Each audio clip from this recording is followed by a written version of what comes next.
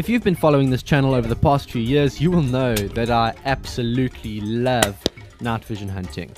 We've had some incredible hunts in the past with all kinds of different PCP air guns, different night vision units and different animals, but what we've never done before is a night vision goose hunt, and that's about to change tonight. Alright, we are at a golf course tonight that has a bit of a pest problem. Egyptian geese here are a real issue. There are hundreds of them and they're just causing real problems. And then there's also a few hares that also just graze on the greens here on the golf course and cause issues as well. So we've come out here, we've got permission from the landowner to come out and shoot some of these problem animals. So we're out here at night. We've got the FX Impact and we have the ATN Excite on top, and we are pretty much sorted and set up for a good shooting session. So we're pretty much just going to take a walk down that way. In the past we've often done driving around in the vehicle and shooting, but there's a lot of trees here, so we're not able to actually get a full view of everything from the vehicle. We're going to get out, take a walk, use the night sight spotter to try and find the animals, and then stalking close and get the impact set up and see if we can take some shots from there. Let's see how it goes.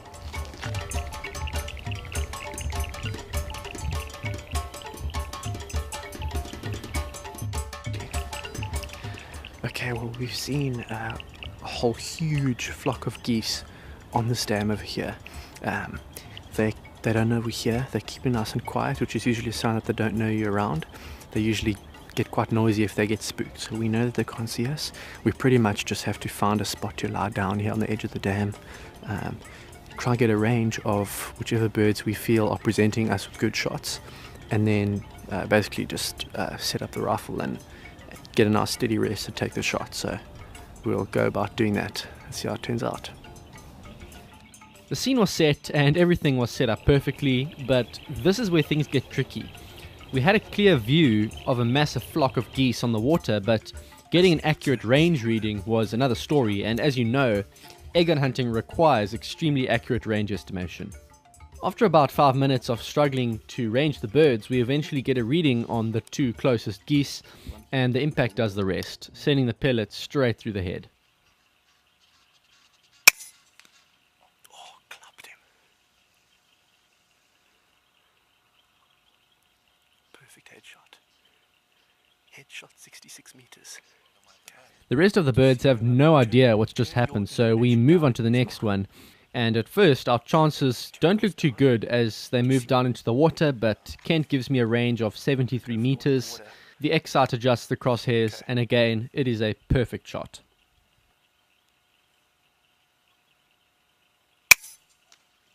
Oh, dead. Fast. Completely dead. That's a nice one. Okay. Next one.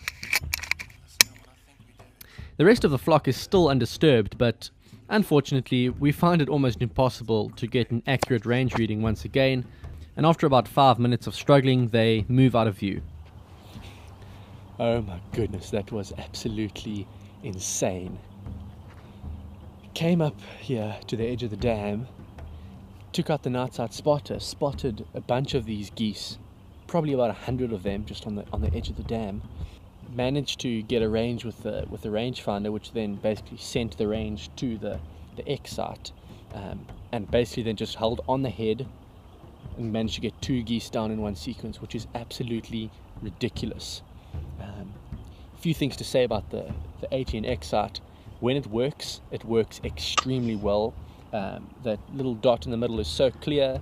It really picks up the infrared light very well, so it's very easy to get on target and shoot it. A few things I don't like about it though. Number one, the rangefinder. It's not a night vision rangefinder, so to actually get that rangefinder on the animal to get a range is extremely difficult. It doesn't make sense to me why you'd use a daytime rangefinder with a night vision scope. It's just the way it's designed. When it works well, but at night time like this it's very difficult. And another thing is that on this particular Excite, there is not enough space for any shots over around 90 meters or so. You basically run out of space on the screen, and the reticle drops too low, so you can't take any shots past 90 meters with an air gun. It's just impossible, which is a bit of a bummer. but so we're just gonna have to keep it probably under 80 meters or so, and we should be fine. Yeah, still haven't decided whether I like the night sight more or this one. When this one works well, it's probably the better sight. I just need to get used to it and actually find out a good method of streamlining my process of spotting, ranging, and then taking the shot. Once we've got that sorted out, we should be in for a really good night. All right, let's go find those geese. Well, it's back to work, and I'm extremely grateful to have Kent with me. Kent does a lot of pest control work in this area, and he knows exactly where to look. We spot a whole lot of geese on the course, but they are really far off, and again, we struggle to get a range reading. We decided at this point to give the geese a break, let them settle down a bit, and to try our luck with the hares. And immediately we see plenty of activity.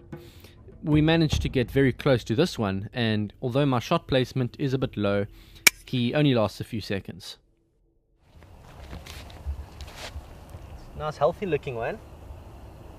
Now that shot was actually so close that it was quite challenging, because when you're taking a shot from really close, you have to know exactly, the shot's coming upwards in its trajectory. You need to know where it is, and this scope I had it zeroed for 50 meters, so on a really close shot like this, I held it a little bit low to try and get a good on head shot at 50, and it looked like it did the job. He went straight down, kicked a bit, but he's done now. But let's put him in the back of the bucky and keep on going. The moon is full tonight, and so we are able to walk around very easily without the need for torches. Every 50 meters or so we stop and scan around for eyes, and we soon spot hare number 2 grazing about 50 meters away.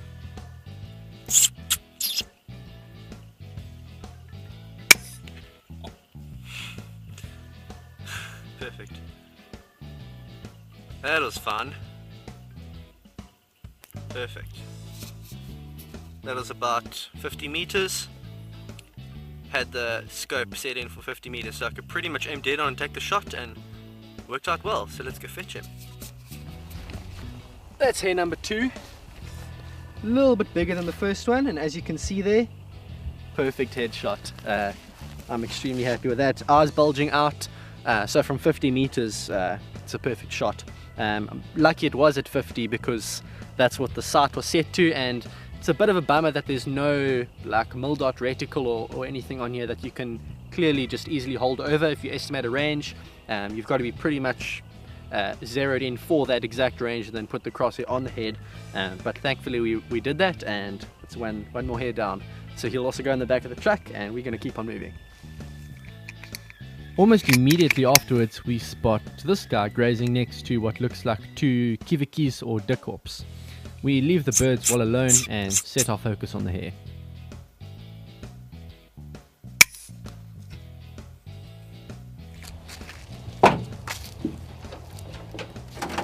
Oh, crushed his feet. I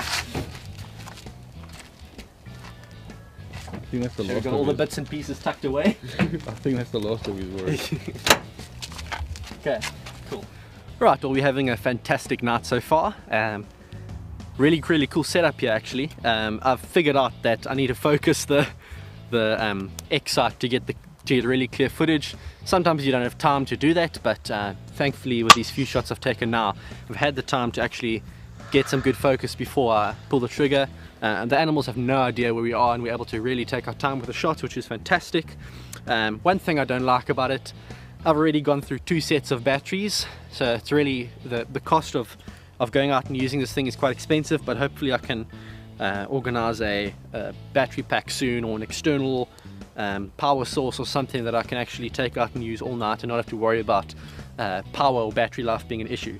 But batteries, this set of batteries is still going strong, so let's get back out there and see if we can get some more Egyptian geese. I'd like to get some more geese tonight. Let's keep going. We head back to the water to have another go at the geese, but alas, they seem to have moved on, and so we decide to turn our focus back to the hares. Here's the last hare of the night at about 30 meters. Focus.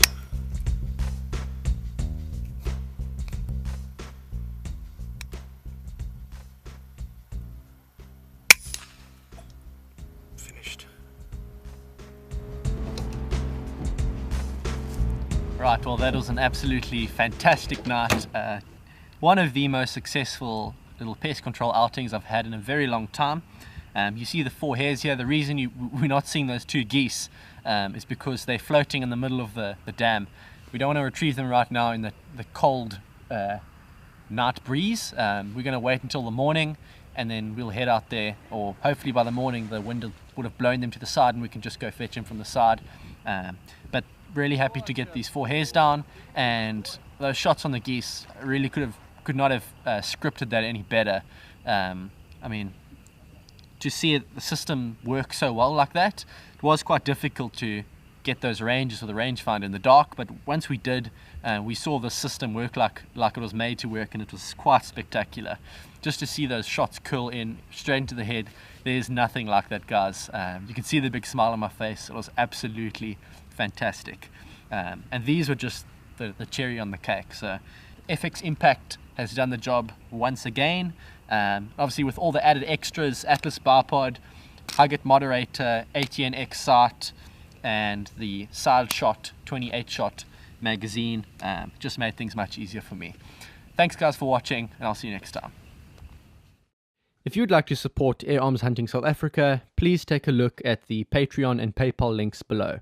As you may or may not know, advertisers have been boycotting gun-related channels, and so earnings have dropped substantially over the past few months.